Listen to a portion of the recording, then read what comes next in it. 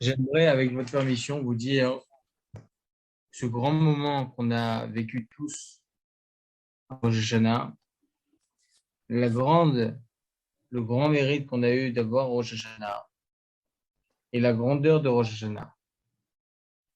Mais cette grandeur de Rosh Hashanah, messieurs, elle continue pendant 10 jours. C'est pour ça que je vous en parle. Il y a une Gemara dans la Maseret Brachot, 18a. Yutret Amud Aleph. Maaseh Chassid Echad, et une histoire avec un chassid, veille de Rosh Hashanah, quelqu'un lui frappe à la porte, et c'était un vieux monsieur pauvre qui demandait d'argent pour les fêtes. Qu'est-ce qu'il a fait, ce chassid? Il lui a donné un dinar. C'est beaucoup d'argent. Lui-même, il n'avait pas beaucoup, mais il a donné cet argent. Il a fait mieux. Il a refermé sa porte. Sa femme, elle a commencé à lui crier. Mais ça va pas. Et qu'est-ce que tu fais? T'as même pas pris cet argent pour nous, pour ta famille. Tu le donnes à une autre personne. Qu'est-ce qu'elle a fait, cette femme-là? Elle l'a jeté de la maison. Pour Rosh Hashanah. Ça commence bien l'année, hein. Pour Rosh Hashanah. Et écrit dans la Gemara. Il a écrit, lui, il est parti dormir où? Au cimetière. Il est parti dormir au cimetière. Et là, il entend deux Neshamot en train de parler ensemble. Déjà, le pauvre. Jour de Rosh Hashanah, on se rappelle Zocheinu Lachaim, Melech Bachaim. Et lui, il se trouve dans un cimetière. À Rosh Hashanah, il entend des anges. Et il entend deux Neshamot en train de parler. Et dit, tu sais, j'ai vu que, on a entendu d'Akadosh Baruch Hu qu'il avait signé que, il y a deux périodes dans l'année chez les agriculteurs. La première période, la deuxième période. Il faut savoir qu'en général, il faut à la première période. Et là, Hachem, il a dit que la première période, il y aura un grand, un grand ouragan qui va dévaster tout. Et donc, il faudra semer automatiquement la deuxième période, pas la première période. Top, lui, il en parle à personne. Il le fait lui pour lui-même. Et effectivement, la première période arrive. Tout le monde sème à la première période et toute leur récolte est complètement dévastée. Et lui, c'est le seul. Au Hachem qui a tenu grâce au fait qu'il a semé que à la deuxième période, pas à la première période. Qu'est-ce qu'il tente d'après? Il dit, ça a bien marché l'année dernière. Ça, tout va bien avec ma femme. Mais il est quand même parti dormir au cimetière. Rosh Hashanah. Il repart au cimetière et il entend ces deux malachés, ces deux, pardon, Neshamot en train de parler. Et là, c'est le contraire. Il faut semer la première période, pas la deuxième période. Le monde entier a fait autrement parce qu'ils se sont dit l'année dernière, c'est passé comme ça, on préfère faire la deuxième période. Et ils sont tous gourés, évidemment. Lui, Baruch Hashem, il a semé la première période. Messieurs, cet homme est devenu richissime. Évidemment. Le monde entier venait acheter chez lui. Richissime. Par quel mérite? Par quel mérite? Il s'est pas énervé? Eh bien, Hazak ou Baruch. Il ne s'est pas énervé. Le fait est que Baruch Hashem, il a gardé sa langue. Évidemment, la tzedaka, etc., etc. Mais la plus grande chose qu'il a faite à Rosh Hashanah, et de Rosh Hashanah à Rosh Hashanah, c'est qu'il s'est tu. Il n'a rien dit. Il n'y a pas plus grande ségoula, messieurs, que ça.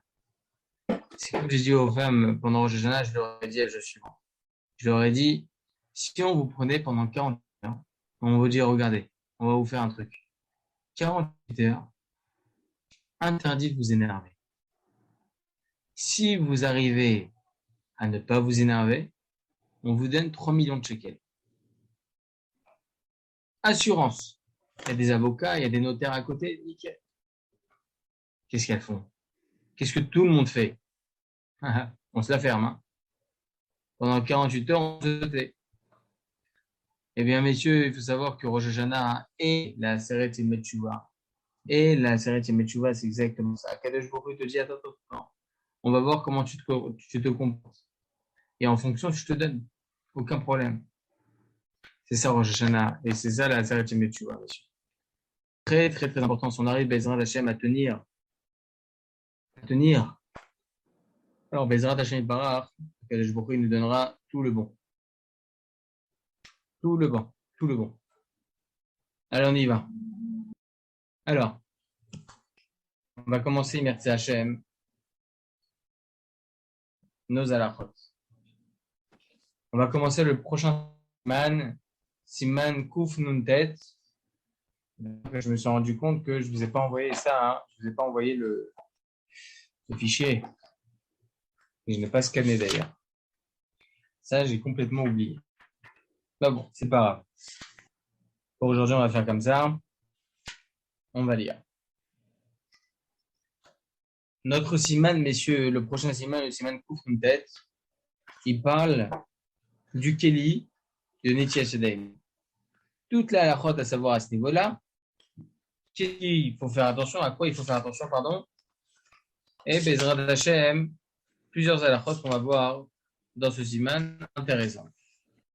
Il y a écrit dans le Shulchan Aruch, Siman Kuf Nun Tet Seif Aleph. Siman 159 à la Chavi. En notlim, la Yadaim et la Bekli. On n'a pas le droit de procéder à l'ablution des mains, si ce n'est avec un ustensile. Les chol akelim ksherim. Tout ustensile est kasher. Afilu kli gelalim, ou kli avanim, ou kli adama. Toutes sortes de matériaux qui existent. Il y avait même des kli gelalim, c'est quoi? C'est qui appartenaient à lorsque les vaches elles broutaient, à certains endroits où il y avait des engrais, il y avait aussi leur il y avait aussi leurs besoins. Et ils prenaient cela, ils faisaient comme de la poterie, comme ça, c'est ce qu'on appelle glalim, ou bien un ustensile en pierre, un ustensile en terre. Alors, on a le droit d'utiliser pour Netilat Yadayim. Attention, deuxième paramètre. Verir Sheye Marzik Revi'it. Si je puis me permettre, messieurs, lorsque Maran HaShulchan Aruch il utilise le terme sarir, il y a besoin, ça veut dire que sans cela, ça rend caduque la misva. Par exemple, il y a écrit dans le Shulchan Aruch, sarir Sheye Be Asara. Il faut qu'il y ait 10 personnes. On parle de quoi là? Pour la bracha du Gomer. S'il n'y a pas 10 personnes, on ne peut pas faire cette bracha. Et bien, même chose ici. Le mot de sarir, ça vient les i. Ça va venir rendre caduque la misva s'il n'y a pas. Donc ici, il y a écrit quoi? Il faut que ce soit un ustensile obligatoirement qui puisse recevoir un réveillite minimum. D'accord? Ve'im nikev bekones mashke. והאנושיים ישימו אותו על המשכין, ייכנסו בתוכו דרך הנקב, והוא גדול מנקב המשכין שבתוך הכלי יוצאים בו, אז בטל מתורה על כלי ואין יוצאים ממנו לידיים. ואפילו אם הוא מחזיק רביעית מן הנקב ולמטה. Il nous dit ici, maintenant, si vous avez un ustensile qui est perforé, ok, on ne peut plus considérer cet ustensile comme tel, et donc il ne pourra pas être considéré pour pouvoir faire l'ablution des mains de Netias Yadayim sur Avodah. D'accord? En tout cas, ça c'est le Shulchan Aruch, messieurs. Maintenant, moi je me demande, et c'est ce qu'on essaie de toujours faire d'ailleurs, je me demande d'où on apprend un kéli. À quoi ça sert un kéli? À quoi ça sert? D'où on apprend qu'il faut un ustensile, messieurs? D'où on apprend qu'on a besoin d'un kéli pour pouvoir procéder à l'ablution des mains? Alors regardez ce qui est écrit, je vais vous lire vite fait. Ce qui est rapporté directement dans la Maseret Yadayim. Pour ceux qui ont le livre Meorot, on ne va pas encore lire dedans. J'aimerais vous donner juste la source, tout d'abord. La Maseret Yadayim, messieurs, c'est toutes les services qui étaient faits par les Kohanim, la pureté des Kohanim qu'ils devaient avoir pour pouvoir faire certains services au Beth Amikdash. Et là-bas, c'est écrit quoi, justement? Perek Aleph. Donc, premier chapitre de Yadayim, Mishnah 2. Donc, vraiment tout au début. Bechol hakelim notnim la Yadayim. Tout ustensile, tout keli, être considéré pour pouvoir faire l'ablution des mains. Afilu bekli glalim. même les ustensiles qui sont faits à base d'excréments. Bekli avanim, des ustensiles en pierre, ou bien des ustensiles en poterie, de terre, bien de verre évidemment. En notnim la yadaim, lo bedefanot akelim. On n'a pas le droit de procéder à l'abus des mains avec les parois d'un ustensile. Velo beshula machatz, velo megufat achavit. Tout ça, c'était pas considéré comme des ustensiles. Ils sont pas ce n'est pas considéré comme des réceptacles. ולא ייתן לחברו בחופניו מפני שאין מבין ואין מקדשין ואין מזין מחטאת ואין נותנים לידיהם אלא בכלי. On ne peut se contenter de verser de l'eau de mes propres mains vers l'autre main. C'est-à-dire, je prends une quantité d'eau dans ma main et je verse dans l'autre. C'est pas bon. Ce n'est pas bon. Ce n'est pas bon. Comme il y a écrit, en notnim la yadem et la bekli. Uniquement avec un ustensile, en matzin betsamit patil et la kelim, shen matzin miyad, keli cheres et la kelim. C'est autre chose. En tout cas, on apprend de cette Mishnah, messieurs, que afin de pouvoir rendre nos mains pures pour les Kohanim, il fallait obligatoirement utiliser un ustensile. D'accord? On va voir, est-ce qu'il est possible, par exemple, de prendre une éponge, l'imbiber d'eau et ensuite verser, essorer sur ma main? Est-ce que c'est quelque chose de possible ou pas? On va voir Bezrat Hashem tout ça. Ça, c'est la Mishnah dans Eduyot. D'accord? Ah, pardon, dans Yadaï. Dans Yadaï. Alors, après avoir vu ça, messieurs, les Mefarshim, ils expliquent. Très bien, la Mishnah est très très bien, Kol HaKavod. Mais d'où Rabbi Yehuda Anassi, il apprend qu'il faut un ustensile. D'accord, nous on a la source, c'est la Mishnah. Mais d'où la Mishnah avait-il appris? Elle a appris qu'il fallait un ustensile d'Afka. On a une source. Eh bien, il y a écrit comme ça dans mes parchis, il y a écrit comme ça dans le Passouk, dans la Torah. Pas dans la Torah, pardon. Maïm Chaim El Keli. Maïm Chaim El Keli. C'est-à-dire quoi? Une eau de vie vers l'ustensile. C'est-à-dire que là, on apprend, mais afin que l'eau puisse maintenant purifier, donc rendre la vie qui loue, El Keli. Il faut un ustensile. De là, la Mishnah vient nous apprendre, Abdullah Messi vient nous apprendre qu'effectivement, il nous faut obligatoirement un ustensile afin de pouvoir rendre ta'or, rendre pur nos mains. D'accord? Ça, c'est une première chose. Donc, messieurs, là, on a la source du kli pour Netilat Yadayim. Alors, on verra par la suite. Pourquoi tant de procédés? Attention, tu vas prendre de la main droite tout d'abord. Pardon, tu vas prendre de la main gauche d'abord pour verser sur la main droite 3 fois. Et ensuite, tu vas prendre de la main droite, tu vas prendre de l'ustensile et tu vas verser sur la main gauche. À quoi ça sert 3 fois? Pourquoi on devrait commencer par la droite, pas par la gauche? Il y a beaucoup de la faute à apprendre. Ça, on le verra par la suite. Et pour le moment, messieurs, on a compris grâce à cette Mishnah et grâce à l'explication des Rishonim, la raison d'être du Kéli. C'est le principal. D'accord? Regardez pour ceux qui ont, messieurs, le Kitsur Bet Yosef, Aleph, dans le Siman Kouf Nuntet. Donc, page Amoud Aleph 2. C'est écrit comme ça. En notlim le yadaim et la bekli. On ne peut pas procéder à l'ablution des mains, si ce n'est avec un ustensile. Itabagmara. Rapporté comme ça dans le traité Choulin. Kouf Zayin Amoud Aleph, 107. Kabdito Amna. Amale in. La Gemara a dit là-bas, est-ce qu'il y a besoin d'utiliser un ustensile ou pas?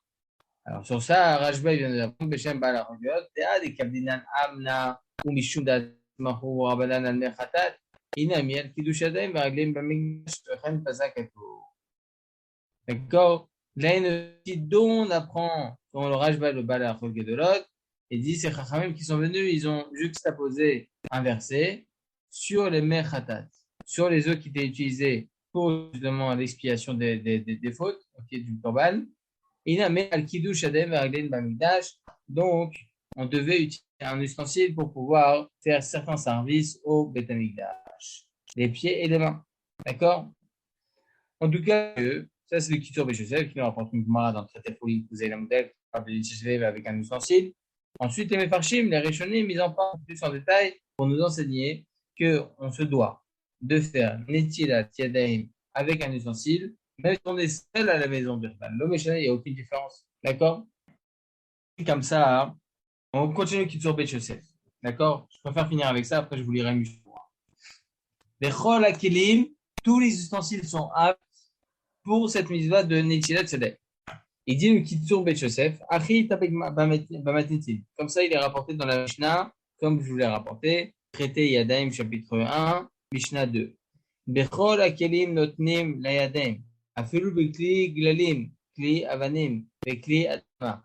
Au Biresh Rash, Bechol Akelim, Ben Shel Etz, Ben Shel Etzem, Ben Shel Soukri, Afelu Bekli Glalim, Chashe Bekli Linyan Touma, Bechen Pasak, Atou. Et là, je suivant. On a une Mishnah dans le traité Yadayim qui vient nous apprendre qu'on peut utiliser un ustensile à base, chez l'Oneda, à base d'extrêmement de bétail, ok, de gros bétail, et on nous dit qu'il est caché pour, attendez, oui, il est caché pour Netchachatem. Alors, les Mefashim, ils se posent la là. Comment on peut utiliser un ustensile fait à base d'excréments, alors que les excréments eux-mêmes peuvent rendre tamés les mains, peuvent rendre impurs les mains? C'est pas possible. Alors, les Mefashim, ils viennent nous apprendre que pour Netilat Yadayim, on souhaite à ce qu'il y ait un ustensile. Après, tout ça, c'est des rabbanan, donc il n'y a pas besoin d'être makpid, il n'y a pas besoin de faire attention à ce que ce soit un ustensile. Est-ce qu'il est mekabel touma, est-ce qu'il n'est pas mekabel touma? Où c'est écrit que c'est des raïtas, des ustensiles? Il y a un pasouk? Non, je n'ai pas dit que c'était de oraita. Vous avez dit qu'on apprend d'un verset. Oui, vous avez dit que les ustensiles en eux-mêmes, la matière de l'ustensile, c'est un dérabanan, on n'est pas makpid. Mais l'ustensile en lui-même, si vous dites que c'est dérabanan, donc forcément que c'est un doraïta. Il n'y a pas de oraita. Il n'y a pas d'oraïta. Alors pourquoi vous dites que on n'est pas makpid, sur la matière de l'ustensile? On n'est pas makpid sur la matière de l'ustensile parce que tout ça, c'est que des rabbanan. Ah, tout le lien de Kelly. D'accord, oui. d'accord. Les Tchèchèdes, c'est des rabbanan. C'est vrai que la raison d'être de Netilat Yadayim, c'est pour s'habituer et à manger bétara, ok, manger avec pureté, etc. Mais Chachamim, ils ont mis une limite quand même. On a, c'est vrai, Touma Vetara, le din de Vetara, et on a un din de Netilat Yadayim. C'est peut-être certaines fois lié, mais on ne doit pas les lier. D'accord? On ne doit pas les lier. Et peut-être que les excréments des animaux, eux, ils n'ont pas un problème de Touma, c'est peut-être ce que c'est de l'homme. Si on dit qu'il n'y a pas de problème de Touma Vetara, est-ce que c'est le fait parce que les excréments des animaux n'ont pas le degré de Touma qu'aurait celle des hommes? Ah si, c'est la même Touma. C'est la même Touma. Même plus. Alors, comment un liquide qui rentre dans ce type de Kelly peut rendre tahor les mains qui sont passées dans un... C'est justement pour ça, c'est ce que je vous dis. Chachamim, ils ont fixé la misva de Netilat Yadayim. Okay. Pour telle ou telle raison. D'accord? Mais nous, ce que l'on regarde, c'est un autre paramètre de Netilat Yadayim. Chachamim, ils te disent, voilà, on suit ça évidemment, qu'il faut obligatoirement essayer un rivit ou deux, par exemple. Il faut que ce soit un ustensile, un réceptacle. Très, très bien. Après, est-ce que Chachamim, ils sont makpidi, mais est-ce que c'est un ustensile qui est mekabel touma ou pas? Même le fer, c'est mekabel touma. Tout est mekabel touma. Mais il a d'autant plus. Pourquoi? Parce que justement, c'est des glalim, c'est mishmor, c'est des excréments, donc c'est vraiment quelque chose qui peut même dégoûter l'homme échané. Chachamim, ils nous disent que ça reste cachère pour Netilat Yadayim. Parce que on a besoin de ça. Netilat Yadayim, c'est une takana très, très importante. Maintenant, est-ce que c'est obligatoire pour un enfant, etc.? On n'a pas dit, d'accord? Donc, c'est pour ça que dans un cas comme ça, dans le cas où tout ça, c'est que des rabbanan, je vous ai parlé des enfants, etc., mais pour d'autres cas, hein, étant donné que c'est que des rabbanan, tout ça, il ne faut pas aller au point de tout interdire et de tout faire semblable. Voilà, ouais, c'est ça là où j'en viens. Semblable au Kohen. On n'est pas obligé de tout faire semblable au Kohen. C'est pour ça que même des ustensiles comme ça, même glali, ça peut être considéré comme tel, bien que, écoutez bien, lorsque dans Yadayim, elle vient nous apprendre la mise en œuvre de Netilat Yadayim, c'était aussi pour les Kohanim. Et pourtant, les Kohanim, ils pouvaient utiliser même un ustensile comme ça. D'ailleurs, pourquoi? Il y a écrit comme ça dans tout ce Shabbat, si je ne me trompe pas. Je n'ai pas la réponse sur l'instant. Mais en tout cas, ça pouvait être utilisé. C'est quoi le chidouche? Il nous dit justement, Rabbi Ovadia Barthénora, il dit même s'il s'agit de quelque chose d'impur, et d'un moment, quelque chose d'impur ne peut pas prendre le statut de Kelly, quand même pour Neshel Salem, c'est permis. On va voir, messieurs, Bez Hachem, des choses beaucoup plus d'actualité. Est-ce que j'ai la possibilité de prendre un verre en plastique et de faire Neshel Salem en fait? Ça va être intéressant. D'accord? Un ustensile en aluminium, etc. Tout plein de choses. Ou comme je vous ai dit maintenant, est-ce qu'on a le droit de prendre un comment on appelle ça? Un sfog, donc une éponge, mettre à l'intérieur de l'eau et ensuite, d'ustensile pour nettoyer. Qu'est-ce que je vais faire? J'ai envie de prendre une serpillière, l'imbiber d'eau et ensuite verser sur mes mains. Est-ce que c'est considéré comme nettoyage HDM ou pas? On va voir Bezrat Hashem, tout ça. En tout cas, moi, ce qui m'importe, messieurs, de savoir, c'est que jusqu'à maintenant, on a vu la raison d'être du Kéli, ok, et l'importance de cela. Maintenant, écoutez bien hein, ce que dit le Mishnah Berurah à ce sujet. Regardez la linéa bête dans le Mishnah Berurah pour ceux qui ont. Vechol hakelim ksherim, tous les ustensiles ils sont cachers pour Netzetadaim. Ainu ben shel etz, que ce soit des ustensiles en bois, o etzem ou bien en os, ok? Os ruchit ou bien en verre, vechen kli or shemeyuchadim lekabel mashke, ou bien l'ustensile en cuir qui était utilisé spécialement pour recevoir donc un liquide. Tout ça c'est considéré comme tel et ça peut être utilisé comme ça peut être utilisé pour nécessaire. Alors, il y a ça justement, messieurs, écoutez bien ce qui est écrit ici. On verra plus tard, on verra plus tard. Je ne veux pas rentrer dans tous les détails maintenant. Aïnou, le Mishnah Berurah, il vient nous enseigner. Afilu kli glalim, ou klavenu mkanem, tzarech sheyim arzik, ravedin ika. Aïnou, shesimu oto al mashkin, kaflu betor terrain. Voilà. Donc, il nous dit ici, Mishnah Berurah. Aïnou. Af d'école elu. Regardez comment c'est important d'entendre ça, messieurs. Même si tous les ustensiles qu'on a spécifiés maintenant, ce n'est pas considéré comme des ustensiles, les Kabbalah Touma, ok, Afilu Medivre Sofrim, Alkol Panim Kelim M, Ukshirim Linyan Netilat Yadae. Il dit comme ça. C'est le contraire. Il dit comme ça que tous ces ustensiles n'ont pas le titre d'ustensile pour pouvoir adhérer à une Touma. Et ce que l'on souhaite, nous, c'est que ce soit un ustensile qui puisse adhérer à une Touma, et tant qu'on va faire Netilat Yadae. Là, il dit c'est le contraire. Et ici, ces ustensiles que l'on vient de citer, comme des ustensiles d'excréments, etc., c'est l'homme qui appelle Touma. Ça ne peut pas adhérer à une Touma, une impureté. Et donc, comment moi je peux me permettre de faire un Netilat avec cette chose? Alors, Yosef, il dit, on a le droit quand même. Pas de problème. Alcool, banim, kilim, em, ou ksherim, l'inyan, netilat, yadayim. D'accord? En tout cas, c'est bon pour netilat, yadayim. On verra, Bezrat Hashem, c'est combien la quantité minimum de Netilat Yadayim. On verra ça, Bezrat Hashem, plus tard. Alors, il y a écrit comme ça. Je vais vous lire, messieurs, la Acharonim. Et ensuite, j'ai vu ça aussi dans les Yalkut Yosef. Hein. Pour ceux qui ont, messieurs, le Meorot à Mizrach, on va prendre toujours une page, je me prête à Moudalev 2. En bas, Siman Kouf Nuntet. Donc, le Siman 159, Alacha Aleph. Et la Bekli, il faut que ce soit avec un ustensile. Vekata Veshut Or Letion. Il dit comme ça, Chacham Ben Sion Abashaou. Ok? Sheyesh Liza, Shelo Yitol Yadem, Begavia, Eshel ou Bekufsaot, Urim. J'ai pas le droit de prendre par exemple une boîte de maïs. Elle est propre. D'accord? Mettre de l'eau à l'intérieur et ensuite ça nécessaire. Pourquoi je n'aurais pas le droit de faire ça? Il dit Rabbi Sion Abashaou.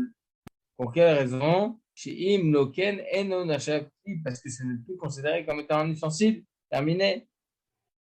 Le Rambam, d'ailleurs, il dit comme ça dans le chapitre 5 des Ilchot Kelim à la Chasset. Comme ça, c'est expliqué aussi. Hein. Comme ça, c'est expliqué par l'Orlétion. Il dit le Rambam, selon l'Orlétion, chez Bedaato, les orcos, et nos clips et nos Touma.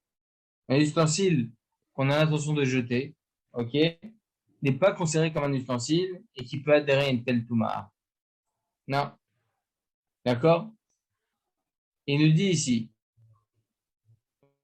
tout ustensile qu'on a l'intention de jeter, c'est pas Mekabel Touma. Donc, on va arriver petit à petit au verre en carton, au verre en plastique. Attendez. Ve'oadin shel litol bekos rat pa'amim beda'ato lezorko. Il dit, Chacham ben Sion Abba Shaul, la même chose, on ne peut pas utiliser un verre en plastique. Pourquoi? Parce qu'on a l'intention de le jeter. Et bediavad, et l'okli acher, itol ba'em bechol belo beracha. Il dit, Chacham ben Sion Abba Shaul, si tu n'as qu'un verre en plastique, tu fais une mais sans beracha. Il n'y a pas besoin de se mettre les mains dans un gant pour pouvoir toucher le moti. Et il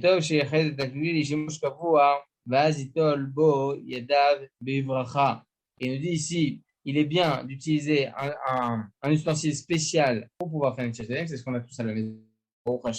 Et donc, grâce à cela, on va pouvoir faire les tchèques avec des beracha. J'aimerais juste rajouter un mot, messieurs. Ça, c'est l'opinion de Chacham ben Sion Abba Shaul. Maran Rabbeinu Ovadia Yosef n'est pas d'accord. Dans Vadia Shabbat, volume 2, page 56, il parle justement là-bas d'une personne qui fait le kiddush avec un verre en plastique. Il dit il y a problème achik. D'accord? Pour nous, il aurait dit il n'y a pas de problème. Après, ton Hachem, on essaie d'avoir toujours mieux, c'est évident. Mais il faut savoir que selon la halakha, si j'ai rien, je suis pas parti en vacances, je ne sais pas, et j'ai qu'un verre en plastique, j'ai le droit d'utiliser un verre en plastique pour pouvoir faire des tilat, d'accord? Ils disent pourquoi, alors on va dire, ils disent je comprends pas. Il y en a qui le disent. Le Rambam, il dit, c'est pas bon. Rambam, il